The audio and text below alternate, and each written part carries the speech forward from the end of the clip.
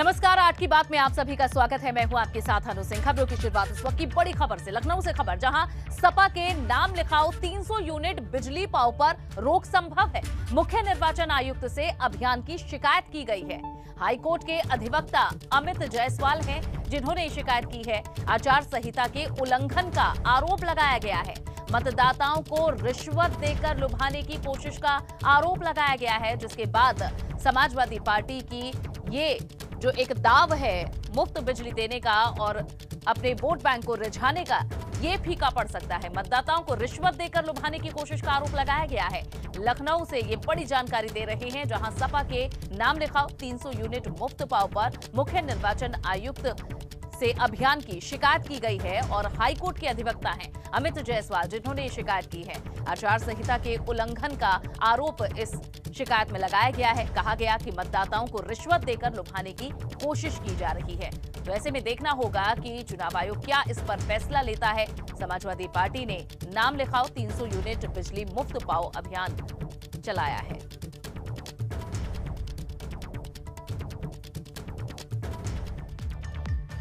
और विवेक त्रिपाठी हमारे संवाददाता लखनऊ से हमारे साथ जुड़ चुके हैं। विवेक, क्या लगता है, वाकई ये मतदाताओं को रिश्वत देने जैसा अभियान पहली नजर में समझ में आता है कि इस पर रोक लग सकती है? देखिए अनु, सबसे जो इम्पोर्टेंट बात है वो ये है कि इस बात की घोषणा चुनाव से पहले ही घोषित कर दी गई थी। ऐलान कर दिया गया था कि 300 यूनिट बिजली फ्री दी जाएगी। उसका प्रोफार्मा क्या होगा ये अब तय हुआ है। तो मंगलवार को अखिलेश यादव ने प्रेस कॉन्फ्रेंस करके बताया कि हम एक फॉर्म भराएंगे और घर घर जाकर लोगों से नॉक करेंगे उनका दरवाजा और उनसे पूछेंगे कि क्या वो उनके नाम पर बिजली का बिल आता है। अगर नाम पर आता होगा तो उनके नाम से फॉर्म भरा जाएगा और जिनके नाम पर अभी बिजली का कनेक्शन नहीं है या जो लेने वाले हैं भविष्य में कनेक्शन, उनके आधार कार्ड और राशन कार्ड के आधार पर वो नाम भरा जाएगा। उन नामों को आगे जब सरकार बनेगी तब 300 यूनिट बिजली फ्री देने का उनका जो अनुपालन है वो कराया जाएगा। तो ये घोषणा उन्होंने पहले ही कर दी थी, इनके मैनिफेस्टो में भी शामिल है। हालांकि मैनिफेस्टो अभी सार्वजनिक नहीं किया गया है, लेकिन चुनाव से पहले ही ये घोषणा हो चुकी थी। 300 यूनिट बिजली फ्री देने का वादा सभी पार्टियां कर रही है, चाहे कांग्रेस हो, चाहे सपा हो, चाहे भाजपा हो, चाहे आम आदमी पार्टी हो, सभी ने कहा है। उसका प्रोफार्मा जारी कर दिया मंगलवार को और बुधवार से इस पर कार्रवाई भी शुरू हो गई।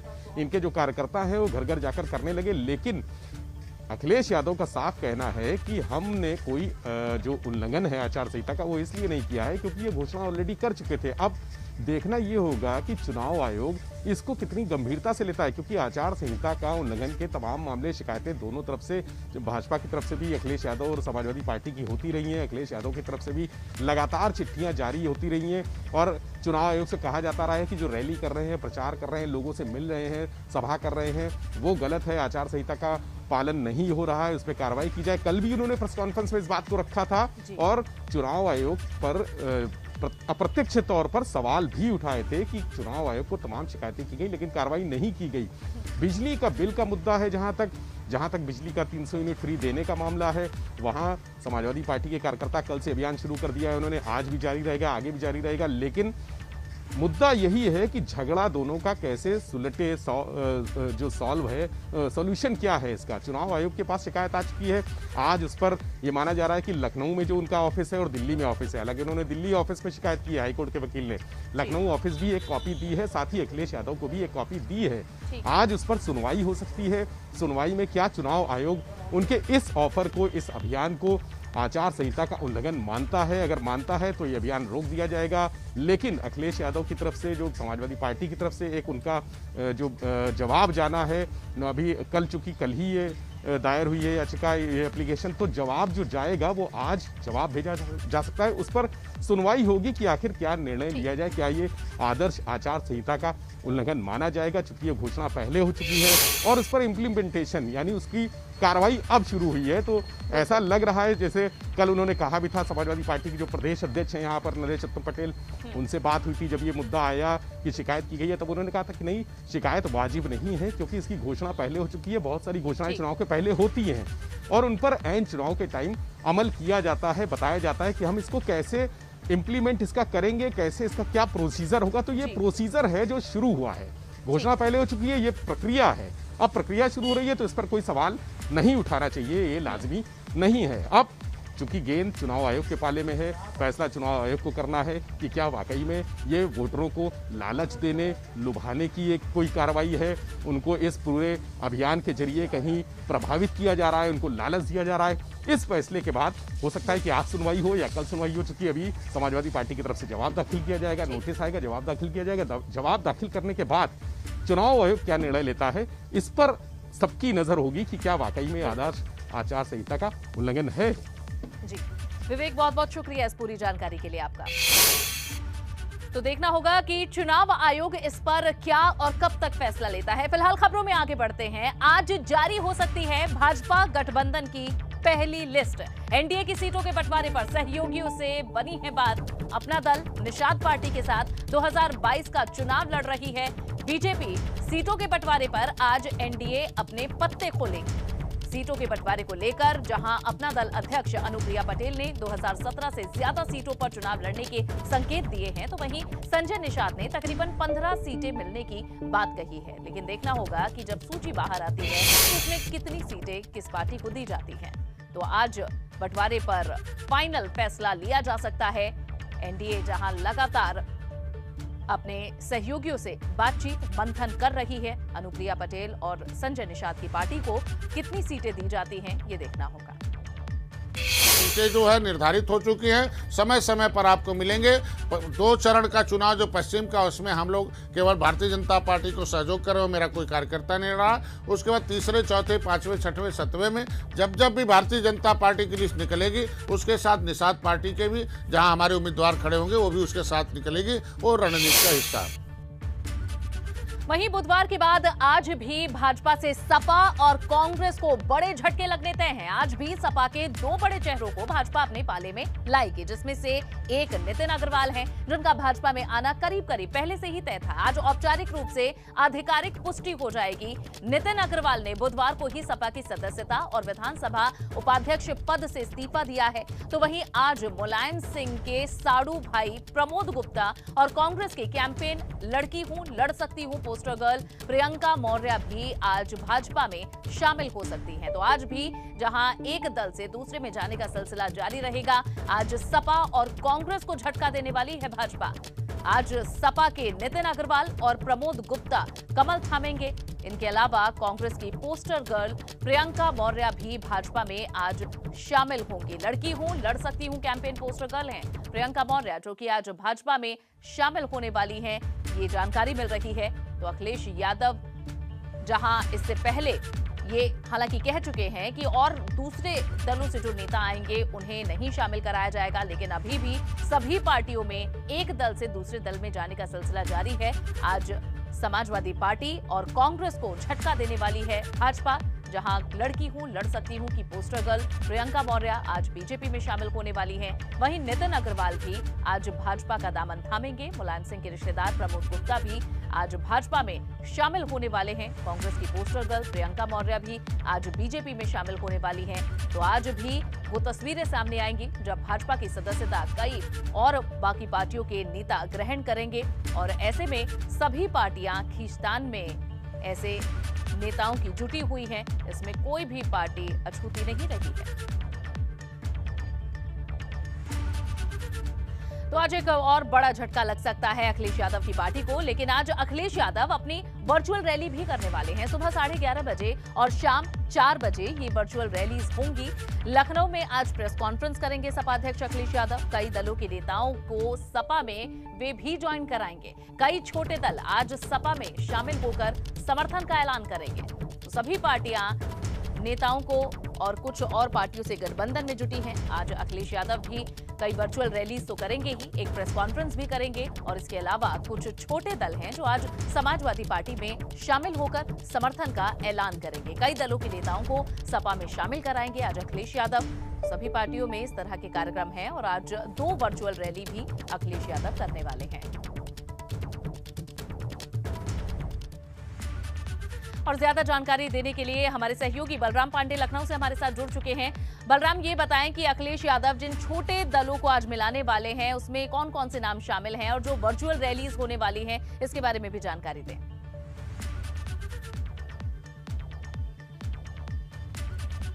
देखिए अनु, अगर हम बात करें तो समाजवादी पार्टी लगातार दूसरे दलों के नेताओं को अपने पाले में लाने की कोशिश कर रही है और यही वजह है कि आज कई छोटे दल समाजवादी पार्टी का दामन थाम सकते हैं। यानी कुल मिला के ये कहा जाए कि जो विपक्ष है वो एकजुट होता हुआ नजर आ रहा है। लेकिन कुछ विपक्षी दल ऐसे भी थे जिनसे समाजवादी पार्टी की बात नहीं बनी, लेकिन आज कुछ दल ऐसे हैं जो समाजवादी पार्टी का दामन थाम सकते हैं। कई ऐसे चेहरे भी आज समाजवादी पार्टी में शामिल हो सकते हैं जिनको देख करके जो विपक्ष अन्य दल हैं वो चौंक भी सकते हैं। यानी कुल मिला के ये कहा जा सकता है कि आज अखिलेश यादव एक और मास्टर स्ट्रोक मारने वाले हैं। कई लोगों को शामिल करेंगे, कई दल उनके साथ जुड़ेंगे। यानी कुल मिला के ये कहा जा सकता है कि 2022 की राजनीति जिस तरीके से चल रही है जोड़ तोड़ की, और खास तौर से चाहे भारतीय जनता पार्टी हो चाहे समाजवादी पार्टी हो, लगातार इन दलों में विपक्षी दलों के नेताओं के शामिल होने का सिलसिला जारी है। जहां आज भारतीय जनता पार्टी में प्रमोद गुप्ता और प्रियंका मौर्य शामिल होंगी, तो वहीं समाजवादी पार्टी में कई छोटे दल भी आज शामिल होंगे। तो यानी कुल मिला के ये कहा जा सकता है कि समाजवादी पार्टी की जो रणनीति है उस पर लगातार अखिलेश यादव काम कर रहे हैं। साथ ही कोरोना वैश्विक महामारी के चलते चुनाव आयोग ने जो जनसभाएं हैं, रैली हैं, रोड शो हैं, उन पर रोक लगाई है। यही वजह है कि वो सुबह 11:30 बजे एक जनसभा को संबोधित करेंगे, उसके बाद शाम 4 बजे एक जनसभा को संबोधित करेंगे और वर्चुअल जनसभा को संबोधित करते हुए वो पार्टी की नीतियों को और किस तरीके से 5 साल योगी सरकार ने काम किया है रखेंगे और उसी के आधार पर ये प्रचार आगे बढ़ता रहेगा। बहुत बहुत शुक्रिया बलराम इस पूरी जानकारी के लिए आपका। और चलिए अब बढ़ेंगे आगे। उत्तराखंड चुनाव में भाजपा की लिस्ट फाइनल हो गई है। लगभग आज जारी होगी भाजपा की प्रत्याशियों की सूची। दिल्ली में दोपहर 12 बजे भाजपा की एक प्रेस कॉन्फ्रेंस होगी। 62 से 65 प्रत्याशियों की सूची इसमें जारी की जाएगी। सीएम धामी खटीमा से, मदन कौशिक हरिद्वार से चुनाव लड़ेंगे। तो आज जहां ये सूची भी जारी कर दी जाएगी और लगातार जहां चुनाव प्रचार को लेकर चर्चाएं हो रही हैं, उत्तर प्रदेश में तो रणनीति बनाई जा रही है भाजपा के द्वारा। उत्तराखंड चुनाव पर भी पूरी तरह से फोकस है। आज भाजपा की प्रत्याशियों की सूची जारी होने वाली है। दिल्ली में 12 बजे दोपहर के भाजपा की एक प्रेस कॉन्फ्रेंस होगी और 62 से 65 प्रत्याशियों की सूची इसमें जारी की जाएगी। इस तरह की सूचना है। सीएम धामी खटीमा से और मदन कौशिक हरिद्वार से चुनाव लड़ेंगे। 70 विधानसभाएं उत्तराखंड में हैं और इन 70 विधानसभाओं में से 62 में से 65 प्रत्याशियों की सूची जारी की जाएगी। हालांकि अभी भी उत्तराखंड भाजपा में भी कई नेता हैं जो छोड़कर कांग्रेस का रुख कर रहे हैं, जिसमें हरक सिंह रावत का नाम शामिल है। अब देखना होगा कि इसके बाद किस तरह से स्ट्रैटेजी बदलती है। आगे बढ़ते हैं। भाजपा ने माइंड गेम खेलना शुरू कर दिया है, क्योंकि भाजपा की ज्वाइंट कमेटी के अध्यक्ष लक्ष्मीकांत वाजपेयी ने शिवपाल यादव के टच में होने को लेकर दावा किया है। तो वहीं बदले में एक दावा अखिलेश यादव ने भी कर दिया है, लेकिन शिवपाल यादव ने तुरंत ही भाजपा के दावे को खारिज करते हुए उसे हवा में उड़ा दिया।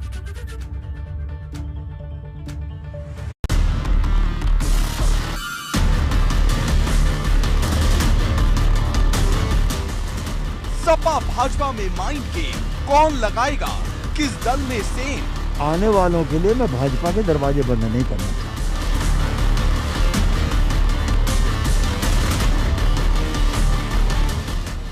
22 की चुनावी फाइट, किसका भौकाल, कितना टाइट? ये जो टच वाली बात है ना, अगर कुछ इधर टच में तो हमारे भी उधर टच में है। उत्तर प्रदेश की चुनावी जंग में सीधी लड़ाई भाजपा बनाम समाजवादी पार्टी के बीच नजर आ रही है। चुनाव से पहले ही दोनों दलों के बीच सेंधमारी का खेल जारी है।